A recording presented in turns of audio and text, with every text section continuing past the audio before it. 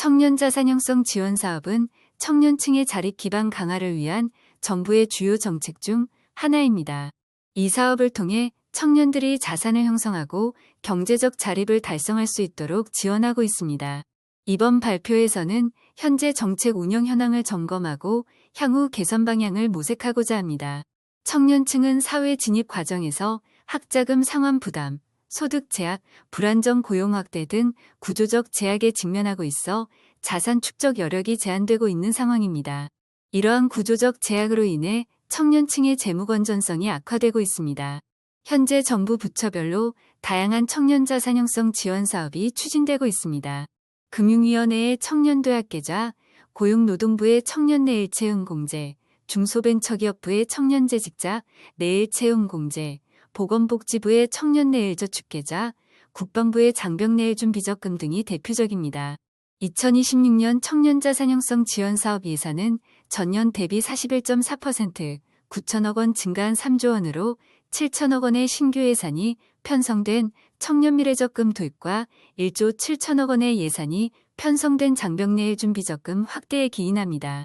이는 정부가 청년들의 자산 형성을 적극적으로 지원하고 있음을 나타냅니다. 청년 자산 형성 지원 사업을 평가한 결과 첫째, 부처 간 조정체계 마련이 필요합니다. 현재 청년 자산 형성 지원 사업은 여러 부처에서 유사 목적의 사업이 병행 추진되면서 중복 운영과 가입 실적 편차가 나타났습니다. 고용노동부의 청년내일채용공제와 중소벤처기업부의 청년재직자 내일채용공제가 유사한 3자 적립 구조로 운영되었고 정책 효과가 분산되고 재정 비효율이 발생하였습니다. 이에 따라 두 사업의 가입자 수 격차가 발생하였는데 고용노동부 청년내일채용공제 사업의 경우 가입자 수는 2019년 98,572명에서 2023년 4,065명으로 크게 감소했고 유지율도 61.8%에 그쳤습니다. 중소벤처기업부의 청년재직자 내일채용공제 사업도 2019년 49,973명에서 2022년 29,998명으로 줄어들었고 유지율이 44.9%에 불과했습니다. 두 사업 모두 현재 종료되었으며 이러한 문제를 해결하기 위해서는 부처 간 사업 조정 및 통합 등 체계적인 대책이 필요할 것으로 보입니다. 또한 금융위원회의 경우 최근 5년 내 3개 유사 사업이 순차적으로 도입, 종료되어 청년층의 혼선을 초래하였습니다. 2022년 청년희망적금이 도입되었으나 종료되었고 2023년에는 청년도약 계좌가 도입되어 금년 말에 사업이 종료될 예정입니다. 뒤를 이어 2026년에는 청년미래적금이 신규 도입될 예정입니다. 이러한 잦은 제도 변경으로 행정비용 증가와 청년층의 정책 신뢰도가 저하되고 있습니다. 둘째, 정책 사각지대에 대한 보완이 필요합니다.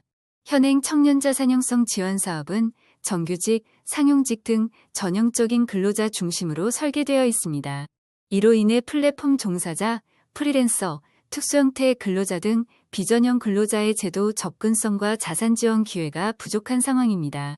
따라서 제도 설계 단계부터 포괄성과 지속 가능성을 고려하여 정책 사각지대에 속한 청년들도 실질적인 자산 형성의 기회를 가질 수 있도록 유연한 기준과 납입 구조를 마련할 필요가 있습니다. 셋째, 중장기 재원 배분 계획에 기반한 예산 편성이 필요합니다. 국방부의 장병내일준비적금 사업은 지원제도 개선에 따라 예산이 4년간 약 7배 증가했습니다. 이처럼 지속적인 예산 증가는 중장기적으로 재정 부담을 가중시킬 수 있습니다.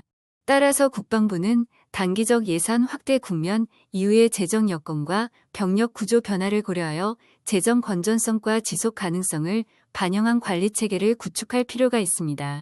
넷째, 평가 결과에 대한 실질적 환유 체계를 강화할 필요가 있습니다. 고용노동부의 청년내일채용공제 사업은 2022년 성과평가에서 우수 등급을 받았지만 재정 부담 등의 이유로 2023년 신규 가입이 중단되었습니다. 이처럼 일부 사업에서 성과평가 결과가 제도 유지나 개선으로 이어지지 않는 환류 단절 문제가 확인되는데 정부 차원에서 청년자산형성 지원 사업의 성과평가가 정책 개선과 예산 배분에 실질적으로 연계될 수 있도록 환류 체계를 강화할 필요가 있습니다. 다섯째, 현재 청년 자산형성 지원 사업의 성과 관리는 단기 지표 중심이며 장기적인 자립 효과를 파악하기 어려운 한계가 있습니다. 따라서 지속적 모니터링을 통해 성과 관리 체계를 강화할 필요가 있습니다. 장기 추적 모니터링을 통해 청년의 경제, 고용, 주거, 재무 역량 등 다차원적인 변화를 파악하고 제도 개선의 근거로 활용해 나가야 합니다. 주요국의 사례를 살펴보면 생애 주기에 걸친 자산 형성 지원 정책을 추진하고 있습니다. 싱가포르의 경우 CDA, 에듀세이브, PSEA, CPF 계좌를 자동으로 연계하여 체계적인 자산 형성을 지원하고 있고, 일본은 니서와 적립형 니서 등 단계별 저축 계좌를 운영하고 있습니다. 국가별 정책 특성을 참고하여 우리도 생애 주기별 자산 형성 정책을 체계적으로 추진할 필요가 있습니다. 특히 생애 단계 간 정책의 연계와 두적을 강화함으로써 성인기 이후 주택과 노후 자산으로 자연스럽게 이어지는 통합적 자산 형성 경로를 설계할 필요가 있습니다. 이상으로 청년 자산 형성 지원 사업 평가 보고서에 대한 발표를 마치겠습니다. 감사합니다.